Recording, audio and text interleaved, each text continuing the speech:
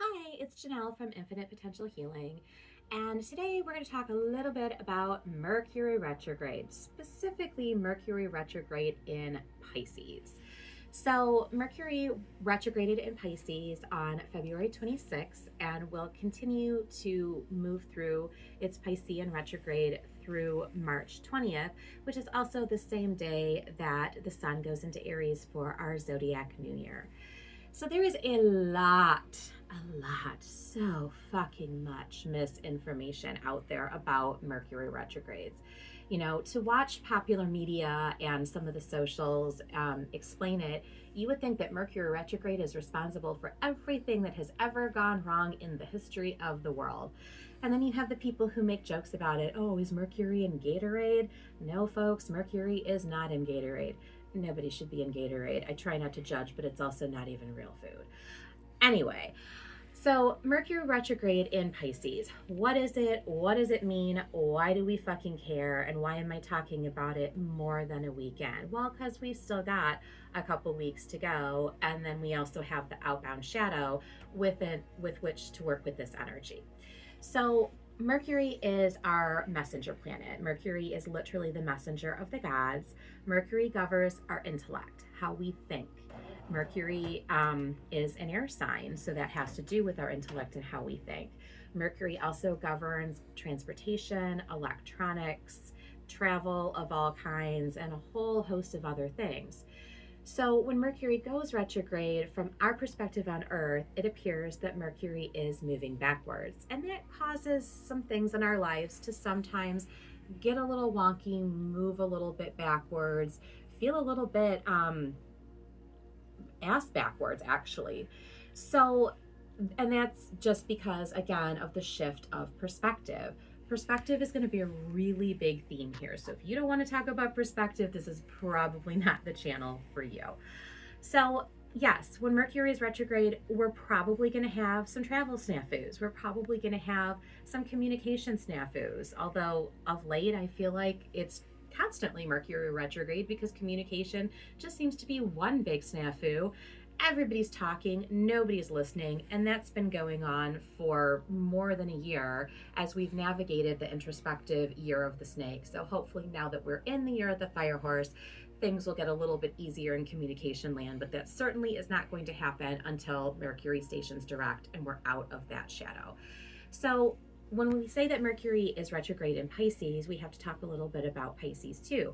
Pisces is a water sign. It's a dual water sign. The glyph of Pisces is the two fish that are swimming around, kind of chasing each other's tails. That's going to feel a little bit like what's going on emotionally while Mercury is in retrograde. But interestingly, because Pisces is an energy that overall tends to feel a little bit underwater anyway, when Mercury goes retrograde in Pisces, it can actually bring a little bit of clarity. It can bring a little bit of emotional clarity, and that can only be a positive thing. So yes, some things will be wonky, other things might get clearer, but the things that are going to be clarified are probably internal things. What we think, how we process our emotions, clarity about what we're feeling, why we're feeling a certain way, maybe why we're not feeling a certain way. And that's a process that we are meant to do, and we are meant to go inward when Mercury is in retrograde. That's the most effective use of retrograde energy, whether it's Mercury or any other planet, is to review, to go inward. Any re-themed things, whether that is redecorating, revisiting, reviewing, reminiscing, reconnecting with people, any of those re-themed things are going to be very favored during Mercury retrograde. But you'll notice none of those things, with the exception of reconnecting, have to do much with other people. It's all about our own internal process.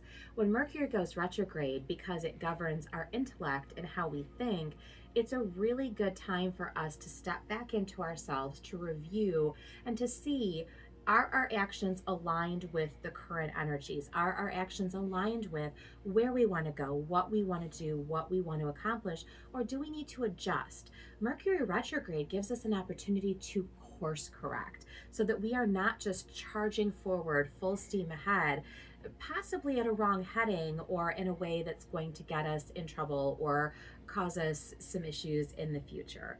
So utilize this retrograde period to go inward. Utilize this Mercury retrograde period to review and really work on that and see if Mercury being retrograde in Pisces does bring you some clarity. Also, Pisces governing creativity could cause us to feel a little bit creatively blocked or stifled, but it could also, because again, there's the duality of Pisces, it could also cause us to feel creatively inspired in ways or areas that maybe we haven't felt creatively inspired in a while. And regardless, Pisces is an energy of empathy. It's an emotional energy. So we really want to review where we may need to apply more empathy in our lives, where we need to apply more empathy to the world, where we need to exercise more empathy or just more emotional awareness in general. So it might not be a super comfortable energy. And yes, it's frustrating when our electronics and our travel plans go haywire and things get wonky. But forewarned is forearmed, and when you understand the energy, you can utilize it more effectively.